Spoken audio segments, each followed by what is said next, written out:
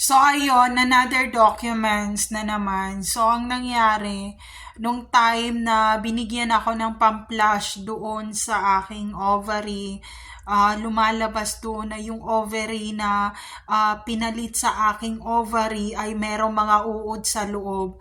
But it's already flush out kasi binigyan ako ng OB ng pang-flush nung mga uod sa ovary, and namatay naman silang lahat kasi naka half million ako para lang i-cleanse yung mga ovary na yon na nilipat or pinalitan nila ng ovary na binigay nila doon sa babae na yun para lang siya ay magkaanak kasi nagkaroon ng cancer ang kabila niyang ovary, and yung kanyang kabilang ovary naman ay gumagana pa, kaya kinuha yung aking ovary na gumagana at in-extend doon sa kanyang ovary, at yung kanyang ovary naman na kumbaga nalagyan ng uod at yun ay inuuod na, at yun ay cancer na, nag-cancerous kasi may uod doon na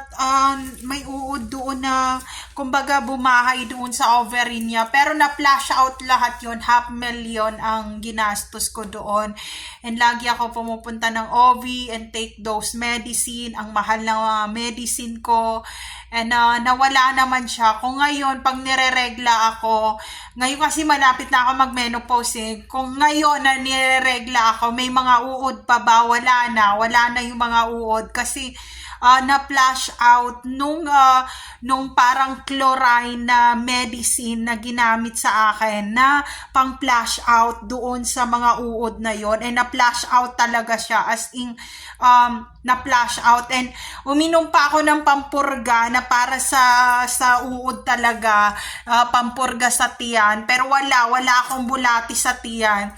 Yung mga bulate na yung galing yun sa loob ng mattress, and imagine mo the whole mattress mo may bulate, pero dahil doon sa gamot na tinitik ko namamatay yung mga bulate. So yung pa yung isa, kasi tuwing nagkakaroon ako, nape-pregnant ako, namamatay ang baby kasi kinakain ng mga bulati sa loob ng ovary, yung mga sperm and egg cell na galing sa amin mag-asawa. Pag naipon doon, kinakain ng mga uod na yun. Kung alam ng asawa ko yun, hindi, kasi dahil doon sa country na pinuntahan ko, hindi pwede raw i-stress si mister, or hindi pwedeng sabihin kay mister na mamamatay na si Mrs. Parang ganun yung traditional nila and rules nila sa country na yon. So, saka ko na i-reveal kung anong country pag malapit na ako mamatay. So, ayun. Ngayon, dahan-dahan tayo kasi konti lang ang aking views, and masasayang lang yung mga sasabihin ko. So, saka na lang yun. At least, alam natin ngayon na napupurga na si bulati sa ovary ni Mrs. Parang ganon. So, ngayon, pumupunta pa rin ako doon sa hospital, tapos sinasabihan ako ng asawa ko na, "Bi, ba't lagi ka na pumupunta ng hospital?" Kasi inaalis ko yung mga uod na yun. And nawala na siya, 14 years ago, nawala naman siya. Effective yung mga gamot sa OV talaga, nawala siya. So ngayon, dahil nga malaki na yung tiyan ko, 8 months na yung tiyan ko, nung time na yung parang inattack naman ako ng voice to skull, ng frequency ng Tesla sa loob ng condo sa Maitres. Kaya nakuna naman ako, and nadurog yung baby. Buo pa yung baby fetus nawalan siya ng kabilang mata, nawalan siya ng kabilang kamay, tapos nawalan siya ng kabilang paa, and tuwing nakikita yun ng mga viewers ko sa YouTube, yung video ko na yun na TikTok, pati yung Instagram ko, at saka yung YouTube ko na video, parang naawa sila sa akin na ang laki na nung tiyan niya, tapos nawala pa yung baby, ang laki-laki na nung tiyan niya, and yung parang ni-laser gun nila yung baby sa tiyan, and hindi ko alam bakit galit na galit sila sa akin. Hindi ko alam anong dahil na bakit.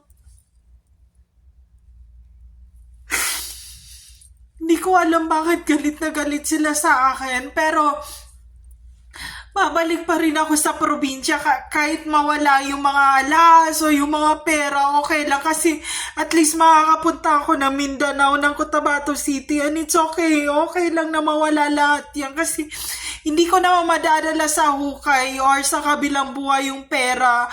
So ayun, na nulungkot lang ako kasi grabe yung ginawa nila sa nilasergan nila yung baby, and kalahati, isa lang yung mata niya, tapos isa lang yung mga kamay at yung legs niya, and ang puti-puti pa naman niya, and siguro baby girl yung kasi sinabi nung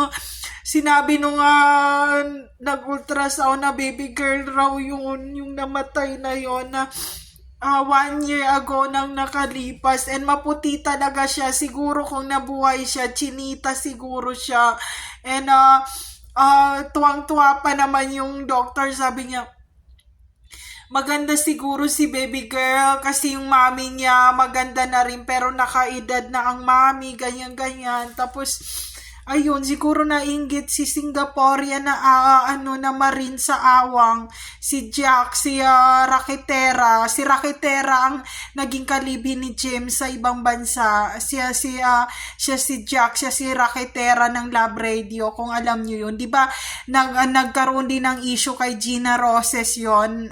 Shout out to Gina Roses, yung tausog din na taga Basilan na kapatid ni Jack, si Gina Roses ng Basilan ng Zamboanga. Magkapatid sila pero kung ano yung lalaki ni Gina Roses, kinukuha rin ni Jack na Rakitera. And ako talagang ayaw ni Jack talaga. Ayaw niya ako. Kung si Jack ay aswang, balbal na si Jack ng Love Radio, ng Rakitera, kaya lagi na lang siya nagpapa-inject ng ilong kasi lagi napapango ang ilong niya, and aswang na siya, and ako talagang gusto niyang saktan. Siya ang nakalib-in ni James sa ibang bansa, na ultimo yung anak nila na surrogate ay nire-rape nila at kinakain nilang puki, and pati si Hiro, si Gabi, ni-rape din nila, and dahil pedophiles din si Richelle, hi and hello na rin siya kay Rakitera na kapatid ni Gina Roses. So ayun, hindi ako si Gina Roses at si Rakitera, naging jowa nila si Suwer na rapper. So ayun, lahat yan, tausog yan na taga Zamboanga, Basilan lahat. Ito lang masasabi ko sa iyo, tausog na Rakitera, wag mo akong raraketa na kahit na ikakabaong na ako. Kasi rest in peace sa aking baby girl na laser gun. Until now, she's always in my mind. And she's always in my, wherever I go, those babies still with me because no one around me. And because there's a pedophiles issue, I don't wanna shout out my mouth because you are already Marines of Awang, Cotabato City, Mindanao in airport, and I expose all of you people.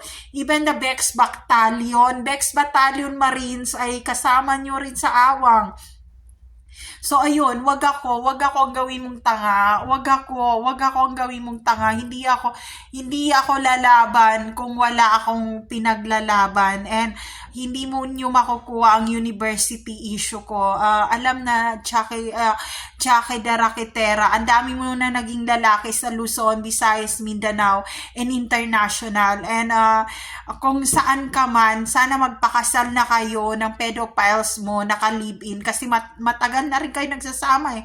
2000 na pa yan sila nagsasama eh. Nauna pa yan sa akin eh. Sa 2005 pa sila nagsasama ni James. Lagi na lang inahabol ni Mama. Isa rin yan sa nag-mercy killing kay Mama sa St. Luke's na nagdoktor-doktoran. Huwag mo akong gawing tanga sa pagkatausog mo sa Zamboanga, Basilan ka umuwi. Kung pwede ka pasabuhin sa Iraq, gawin na. Hayop ka, malandi ka, puki mo.